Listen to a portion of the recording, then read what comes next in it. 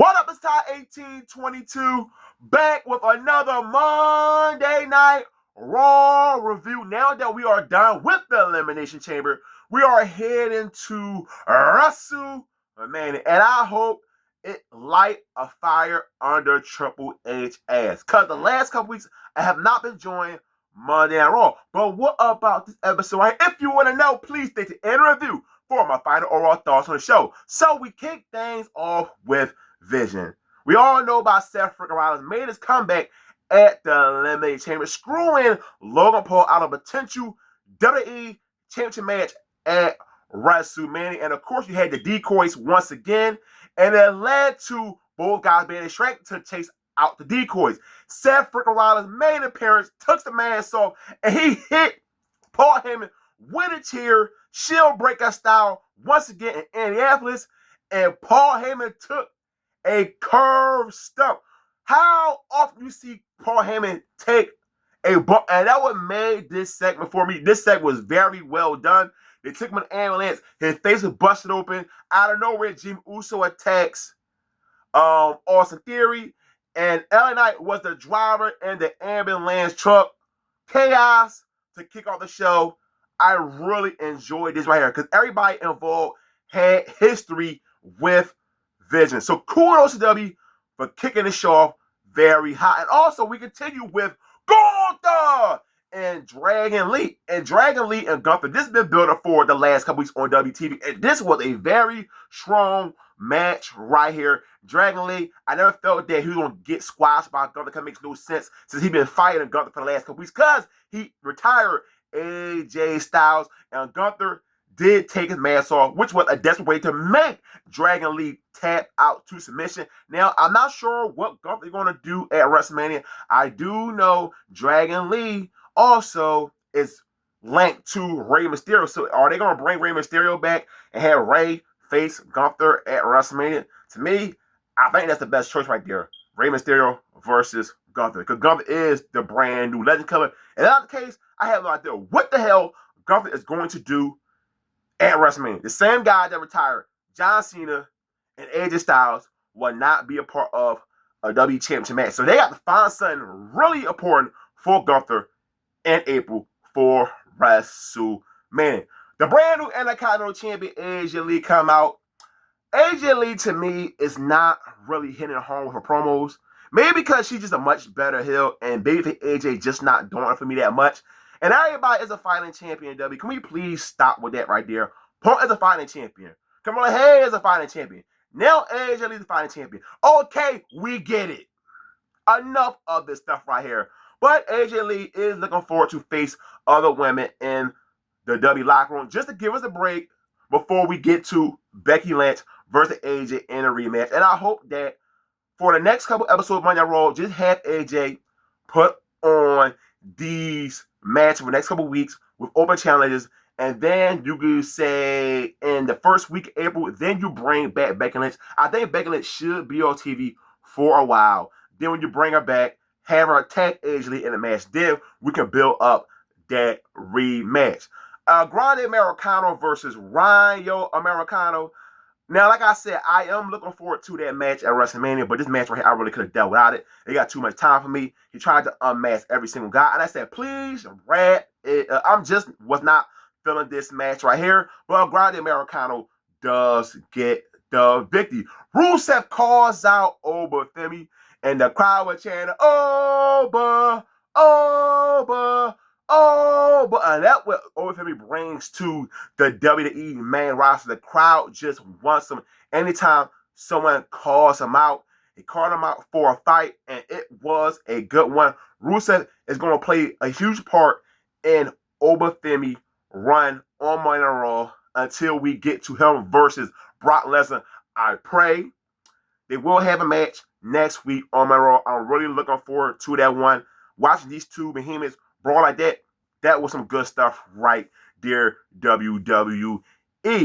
Jimmy Uso versus Austin Theory. Thank God this ended in no squalor kick, because I ain't trying to see no goddamn Austin Theory in a match with Jimmy Uso. I'm a Jimmy Uso fan, but him versus Austin Theory, hell no. Logan Paul come out because, of course, early in the show, Jimmy attacked Austin Theory, and he got help from his brother, Jey Uso, and they attacked him with crutches. Now, this could be a WrestleMania Tag Team Championship match. Everything depends on Braun Breaker status. So, we're going to get Logan Paul versus Seth freaking Rollins.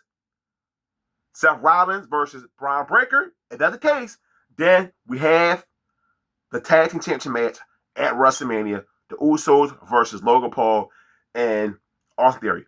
What do y'all prefer? Let me know in the comment section. So, Rhea Ripley comes out with Io Sky. We all know Rhea will face Jade Cargill at WrestleMania for the Women's Championship.